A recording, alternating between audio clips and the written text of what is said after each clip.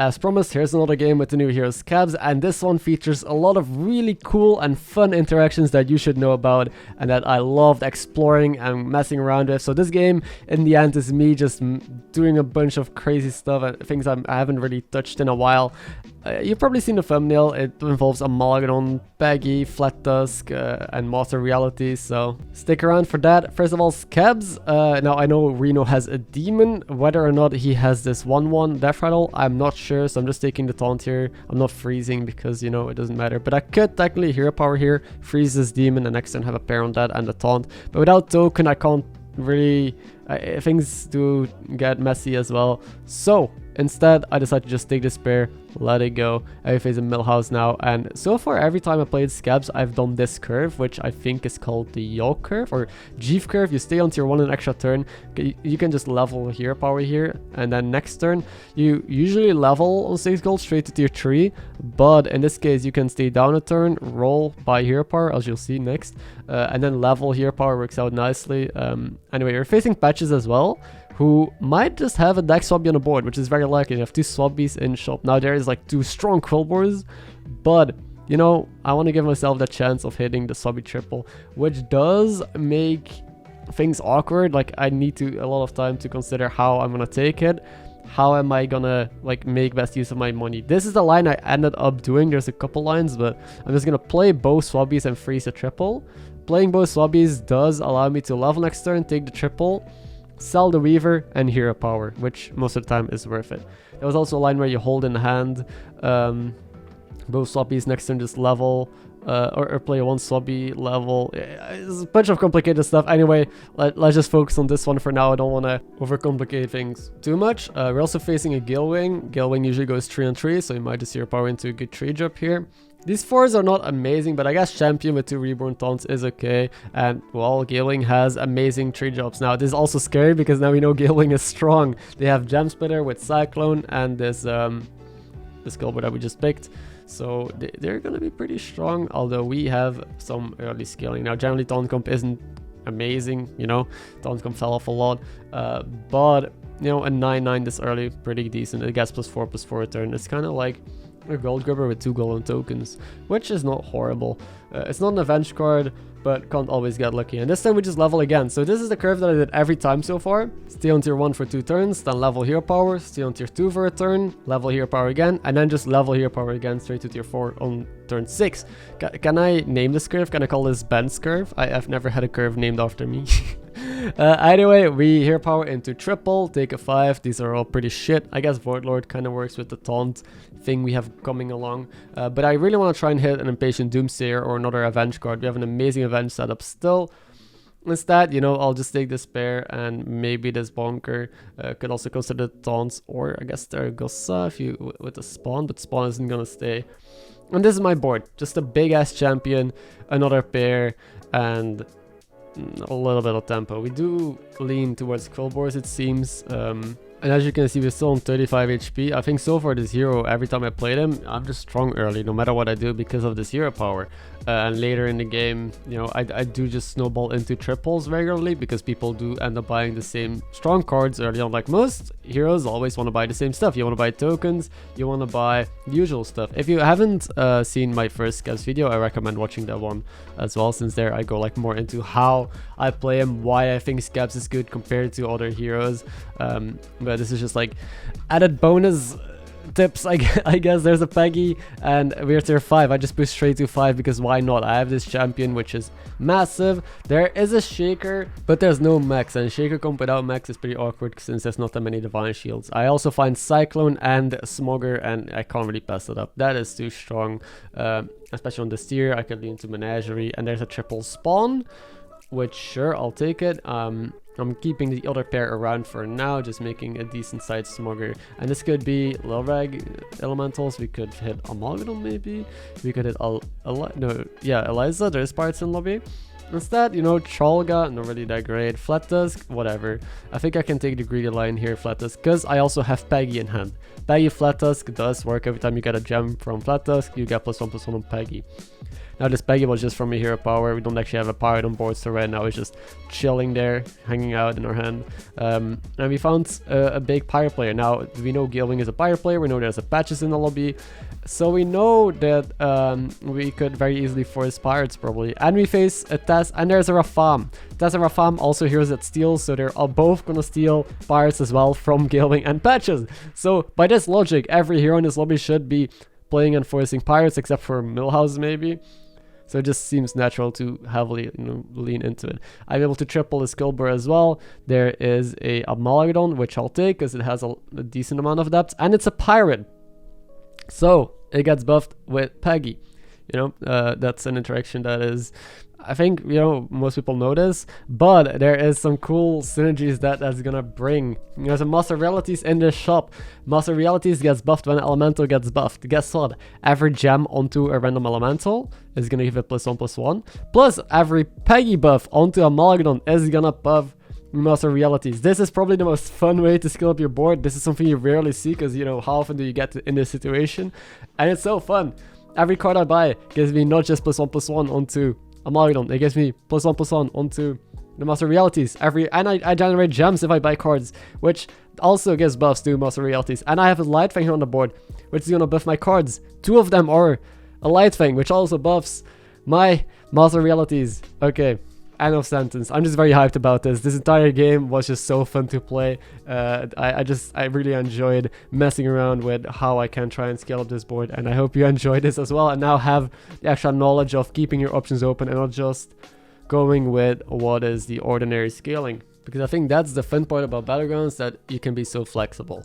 There's like the main lines that you can take with, Flat Tusk Argam. There is Shaker, there's Light Fang, Bran, Jug, what everyone plays, the Kaligos, Dragon scaling. But then there is ways to find synergies between those comps that really just are kind of eye-opening. Here I'm gonna hold back. I basically do nothing this round since I'm relatively healthy. And this guy, by the way, has a Golden Eliza, Tony, and Hogger. We snapped the Tony, luckily. Next turn I want to pop off on tier 6. So I have a Bran and this Elemental in hand, and my goal is to level and try and find Amalgadon, since this board, only really progresses with, a big-ass Poison Evangel Amalgadon on there. The champion as well, it's still scaling, but not as well anymore, since I have only 1 taunt, which is kind of reasonable in size, but maybe negligible right now. I'm leveling. The Light Fang is like okay. I could have replaced it with Eliza as well last turn, but I prefer the permanent stats over the little bit of extra stats that Eliza would get me next round, or the round after, but they are not permanent. It's time to pop off, time to probably sell Flatus, since it gives us gems, but it's not that amazing. I don't sell the Light Fang anyway. I don't really need it anymore. I'd rather play strong stuff here. And I need 2 board spots. I think the the Peggy is going to end up giving more value than Flatus here, because for every card I generate I get +1/+1. I don't really have to spend 4 gold. So we find Hogger and Tony because, well, we were facing a pirate player from our mirror zone. Sadly, our Tavern Tempest wasn't amazing. It did give us a buff though, which is +12/+12 because of this Bran, which actually is pretty good. Maybe I shouldn't say it wasn't amazing. It's probably one of the best buffs you can hit at this point. Like, look at how big this Cyclone is with like just regular whatever scaling, right? Like just cards that I find. I also froze another Hogger in shop. I froze another Peggy. A bunch of buffs, so I'm in such a good spot right now. And this Tony could golden my Peggy. Sadly it didn't work out, but we were able to beat this Millhouse as well. He's alive though, but we already murdered the Patches, so the only other Pirates player I think is gonna be maybe the Stas, but Gilwing for sure. Now I have double Hogger. This is a hard turn, so if you want to try and play along, try and figure out what the best player here is. I'm still not 100% sure, but I sold my Bran as well to just fit double Hogger on the board for now, and try and use this Peggy for scaling together with the Amalgadon and the Master of Realities. I'm also selling champions as it scales very slowly. It doesn't have a tribe, so it's just a pile of stats that falls off real quickly. I need to play for an end game, and I'm still healthy enough to do so without going full tempo. So every part is free. I'm just cycling, taking buffs. I'm keeping the pair on this Peggy in hand in case I do find a triple on it. And I think my goal right now was just to outstat the lobby, try and find a golden hogger, and then go infinite from there, because infinite APM pirates is always the best end game, since you can literally just end the board with the nuttiest thing that you can do, because you have infinite gold. You might notice that, again, I'm playing pirates. I've been playing pirates a lot. I just can't help it. If everyone in the lobbies goes pirates and there's a Tessera farm who also, you know, end up stealing pirate stuff, and I'm playing Scabs who steals from opponents, I mean, eventually I'll stumble into it, right? I played Menagerie before that, and, you know, now we're Menagerie. Menagerie is good with hoggars, by the way, because you can just cycle so much shit, which, you know, with a Menagerie board, look at how big my cycle and my Amalgadon are. And therefore also this Master of Realities along the road. This guy has a golden boar, Flat-Tusk Agam, so they were actually playing Menagerie that does in yoink any other pirates, but they're very dead as well. Which is great, of course, since Tess in the late game is gonna be a pain in the ass. He would steal, or she would steal my Amalgadon here, my hoggars, whatever, right? Now this turn, I'm just gonna hero power as well. This guy was powered to triple the Peggy, beautiful. That's why I kept the pair in hand. And this could be or Amalgadon. Sadly, it's just a Flat-Tusk, which actually isn't that bad. Again, Flat-Tusk with hoggars, great synergy, because every pirate I buy is free, and that's gonna be free gems from Flat-Tusk. And gems also mean stats with this Peggy. Now, sadly, is the only thing that I can really sell on my board. You know, nothing else can really come out here, so it only stayed for 2 gems. But hey, better than nothing. The other cards were useless anyway. And yeah, there's not much to do besides trying to roll this triple hogger. So I'm probably my initial idea was ending on Tony, so I could try and triple a hogger, but it's not guaranteed. I don't have that many Death Rattle cards, so I decided to sell it and just keep cycling from there on. I do find Hamul, which could still lead to the triple onto this hogger. Hopefully, you know, finally board space. Maybe I can go infinite then, and we can actually do something, because these last couple turns were kind of meh. I just like scaled a little bit, but not as much, I think, as my opponents. The turns before that were amazing though, but yeah, as we can see, this guy also has double Peggy, no hogger though, but they have Flat-Tusk, Chalga. They also have like a weird pirate Quillboy board. What is up with these people mixing boards and pirates together? It is like a naturally decent combo, but they didn't have hoggers, so I don't really see why they would try and pursue something like that. I'm still buying the entire pirate shop anyway, because it's free, it's some stats. I'll take poison because we're up against demons, and it would be good against the pirates. Like, I don't have the stats. Both these hoggers are small, and Peggy is small. The only card that is reasonable in size is, well, my 2 Divine Shield cards and my Master Realities. Sadly, I can't poison the Amalgadon though, and I do just find a Flat-Tusk to buy. I guess I could roll 3 times, but I'll just take Flat-Tusk. Who knows? I can still triple the hogger next turn and maybe keep it on the board. I think I've bought and sold Flat-Tusk or discovered it like a million times this game, and it never stays. I never really committed to it because, you know, gems isn't that amazing. It's like okay, but it needs a follow-up, which is either the Agam or just board space, you know, to justify keeping it, or maybe a shaker, who knows. Hero power because we're up against the pirates again. Find a Peggy, so I could keep Spore, but what am I selling then this turn to cycle? I don't really know, so I'll sell Spore, try and just play for stats here instead and see if that's going to be enough. Also, I decide that Peggy is just going to end up being more stats than playing the Flat-Tusk here, so I can just chill in hand for a turn. Maybe I can play it next turn. I'm also not gonna lie, I never expected this game to be this long. That's why I'm playing, just to be strong for like max stats and playing the way I am, because I thought the lobby would have been dead by now, but no, there's still someone alive with a lot of HP, so this game is gonna go on a bit longer, and that's also pretty hard to talk over, because honestly, APM pirates are just me cycling pirates, right? The only interesting stuff happened in the mid game, and now I'm just cycling. But to the rescue, I found an Agam. I'm also roping, ran out of time. There's no Amalgadon, which, guess what, it's probably gonna be shit again with my luck. I didn't have time to consider all the options. There's a Spore. I could have, you know, bought that and sell here, but at this point I know this 1v1 is gonna go pretty long, so I'd rather just roll for better things. And there's a golden hogger. That is one of those things that I was looking for a million turns. I also play Tony, so now if I'm able to golden my hogger, we're infinite. You can see me mentally preparing in the bottom right. Like if I golden this Hogger and buy the other Hogger, I'm already thinking right now during combat what I'm selling next round. That's something very important to do, is on your off time, try and figure out what you're doing next turn so you limit your time. We did golden, but we goldened Amalgadon. We golden our Amalgadon instead of Hogger, which I guess is a risk, and it did happen. That's a lot of damage as well. We're gonna take it, and that means I have to all in now, but we're alive, so we get another chance. And yeah, Agam Flattusk in our hand is very interesting, especially with Gold and Hogger. It's gonna lead to a lot of stats. We have Elemental, Pirates, and Amalgadon, and then Quillbor, so 4 tribes essentially for every gem that we buff. But buffing the Amalgadon also leads to buffing the Master of Realities. By the way, I don't think I ever saw a pair on Master of Realities, which is rather unlucky, but hey. So not infinite yet. I do still have to play very quickly though, since there's a lot of actions to make this turn, but it's not like I have no time to consider some options and some other plays. And I do want to try and use my gems onto this Agam here, this Agam, so I don't really care about the boar and those extra stats. Now there is a spore again, I could consider buying it to, you know, keep it and replace maybe the Peggy with later on, and here I'm jamming the Agam. And now a decision that I can make is, do I keep the Agam or do I keep the Peggy?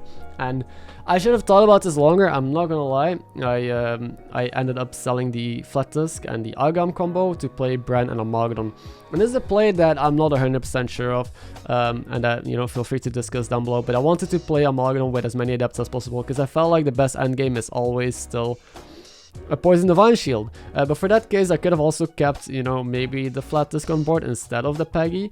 My reasoning was, I'll play Bran, you know, get 2 more adepts on it, and Peggy still is amazing scaling. If I want to win, I need to keep scaling for like 2 more turns and never kill him in 1 turn. So I think that the Peggy is more scaling than just the Flattusk on its own.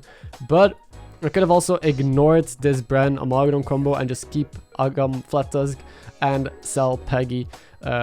Because I think that is better scaling. If we objectively look at the stats that it can put out, every card we generate, every card we buy, you know, we need 4 gold to generate a gem. It gives us +5/+5 essentially, since, you know, Master of Realities also gets counted. While Peggy gives us, for every card that we buy, +2/+2 and an extra +1/+1, I guess, onto Master. I don't know, math hard. I'm speeding up this process as well, because I'm just, you know, doing the good old cycling stuff. The other pro of doing the play with the Bran is that we have a Bran on board, so we can retry an Amalgadon. We can get extra value from this arm that we displayed, from extra buffs like the smuggers in the shop. Yeah, we can again see if this Amalgadon is gonna end up being different from the other one. Now, also I want to point out, I think this is funny, there's no Seafood Slinger in this lobby, so our Amalgadon is trashed again. So there would be no way to get multiple Amalgadons, because you can't just golden your Amalgadon, except for with Tony. So we found the one way to golden our current existing Amalgadon, so we can just play 2 more Amalgadons on the board without tripling it. It's another tie. This is a super grindy lobby. A lot of plays that are weird and that need a lot of thinking, yet I don't have a lot of time. So that's why I definitely want to upload this game. It's on a longer end, it's a little bit messy at the end, but it has so many cool interactions and things to consider that, you know, hope you guys enjoyed the wild ride anyway. Now, Muralzon gave me 2 Amalgadons. Like, the game is not over yet. I'm not ending the video. This is still gonna be an insane turn. And as you can see, there's another Muralzon, so we could triple Amalgadon from this Muralzon, which I'm fine with, because maybe then the Amalgadon will actually get enough adepts to be good. We had Selfless though, pair on Selfless, so we can triple Selfless. Now, the sport, now we can see that it would have been good to pick up earlier, since we still have the shitty Peggy. I mean, shitty, it's putting a lot of stats on the board, but in the end it's not gonna be valuable against my opponent, so I don't really have a great unit to replace it with. I could still roll and hit something good. That Amalgadon was stretched, by the way. I have 1 more try. I could maybe put another tribe on the board, like this Quillbor, if I wanted to buy it, and then sell Peggy. For some reason, I'm getting too attached to the Peggy. That's definitely a misplay. And let's not forget, we're also keeping a 4/6 Bran on the board. So essentially, I'm down 2 units against my opponent, and that's why I needed to maybe tech earlier. There's a goal on Selfless. Overall, this was a very tough game. It fried my brain, but an incredibly fun one, and definitely one to learn from. And our hits, you know, our hits also aren't amazing. He gets double trades with this poison, and value trades his taunt. So I don't think I can blame hits here. Definitely this last turn, I should have just not ended with 2 shitty units. But hey, we live and learn. Hope you guys enjoyed the video, learned something new as well, and what do you think of pirates? I know I've been uploading a lot of pirate videos because I just personally play it a lot and I enjoy it a lot. I'll try and mix things up, but thank you for watching, and I'll see you in the next one.